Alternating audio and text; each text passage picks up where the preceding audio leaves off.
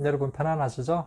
문개비 이상혁입니다. 저는 방금 우체국에서 오는 길입니다. 우체국에 들러서 이미 32회차를 위해서 문개비에 등록하신 분들, 그분들에게 기본서를 보내고 오는 중입니다. 무슨 대표가 그래 할 일이 없냐, 책을 직접 보내고 뭐 시간이 남아도나 뭐 이렇게 종종 우스갯소리를 하시는 분도 계십니다. 그런데 이 행위는 저에게는 일종의 의식이라고 할 수 있겠습니다. 1년이라는 시간을 저희들 믿고 투자를 하셨고 또 적지 않은 비용까지 지불하셨는데 거기에 상응하는 노력들은 너희들이 끊임없이 해야 된다고 봅니다.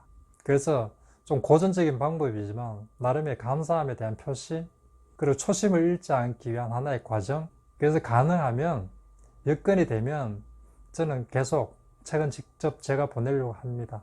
그런데 갈수록 조금 벅차집니다. 이것도 회원들과 좀 많이 늘어나다 보니 시간에 늘 쫓기고, 그렇지만 초심을 잃지 않기 위해서 늘 최선을 다하도록 하겠습니다.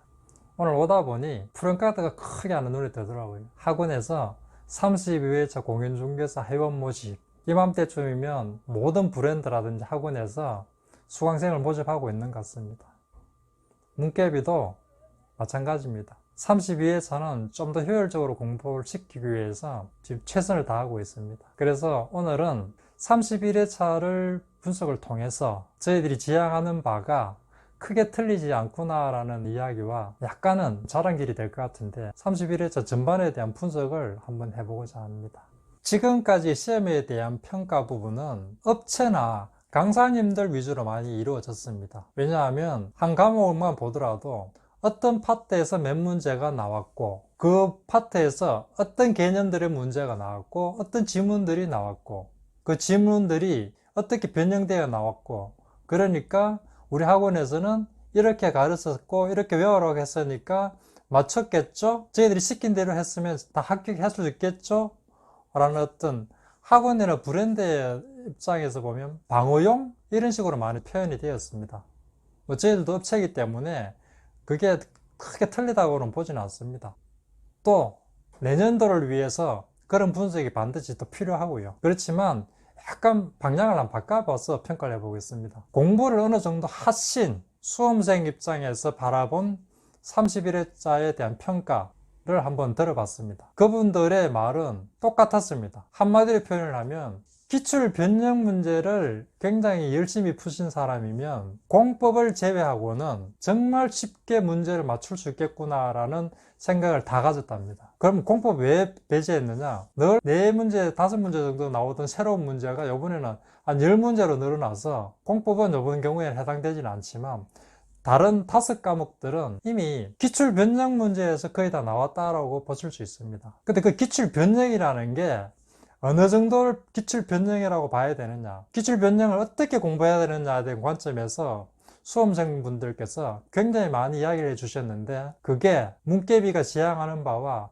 너무나 100% 일치해서 저희들이 사실 깜짝 놀랐다는 거고, 그러다 보니 오늘 이야기가 자연스럽게 문개비 자랑으로 들릴 수 있겠다는 생각이 들었습니다. 수험생분들이 느끼는 기출 변형이란 무엇인가? 크게 두 분류로 나눌 수가 있는데요. 첫 번째는 지문에 대한 변형입니다. 가장 많이 느끼시는 부분이죠. 두 번째는 많으신 분들이 간과하고 계신데 질문 형태에 대한 변형입니다. 이 두 가지 관점에서 한번 말씀 드려보겠습니다.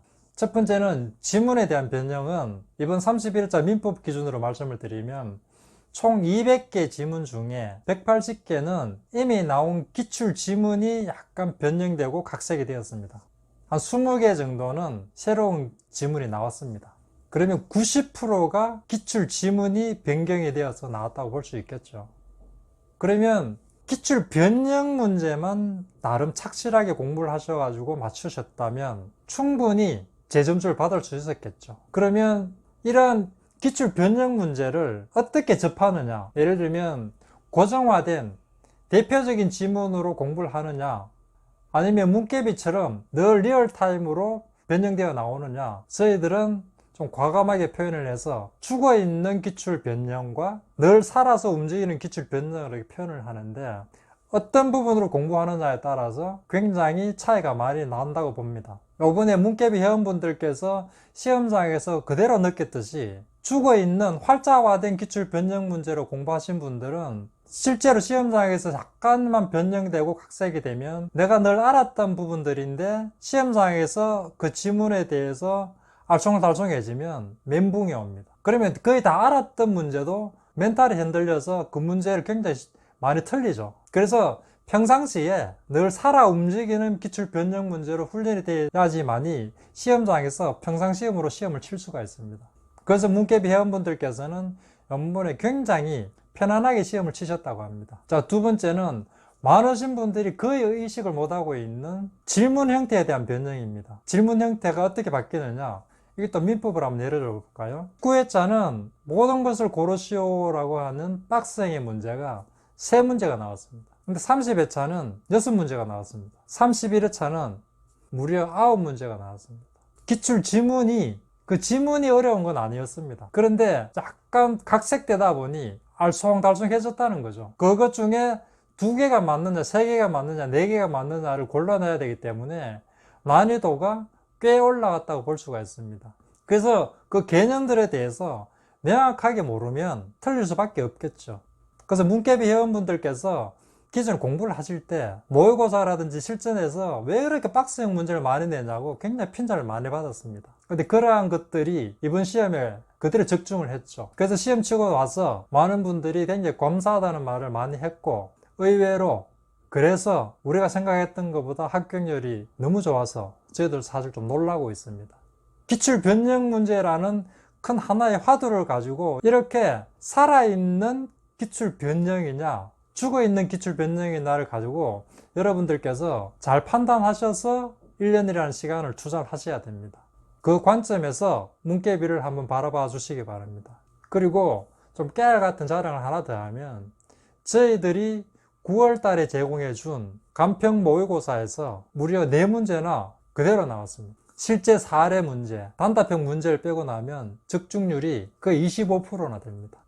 그래서 저희들 회원분들 중에 민법이나 개론 부분을 쉽게 적응하신 분이 의외로 많습니다. 오늘 제가 이야기하다 보니 너무 문개비를 자랑을 한 것 같습니다. 앞으로는 조금 지양하도록 하겠습니다. 여러분들 이제 1년이 막 시작되는 시점입니다. 잘 판단하시고 잘 분석하셔서 누구랑 함께 했을 때 1년이라는 기간을 충분히 보상받을 수 있을 건가에 대해서 한번 깊이 고민해 보시고, 그 관점에서 문개비도 늘 염두에 두셨으면 감사하겠습니다. 여러분들 환절기인데 건강 늘 조심하시고 새로운 도전 축하드리면서 문개비가 늘 여러분들의 합격을 위해서 최선을 다하도록 노력하겠습니다.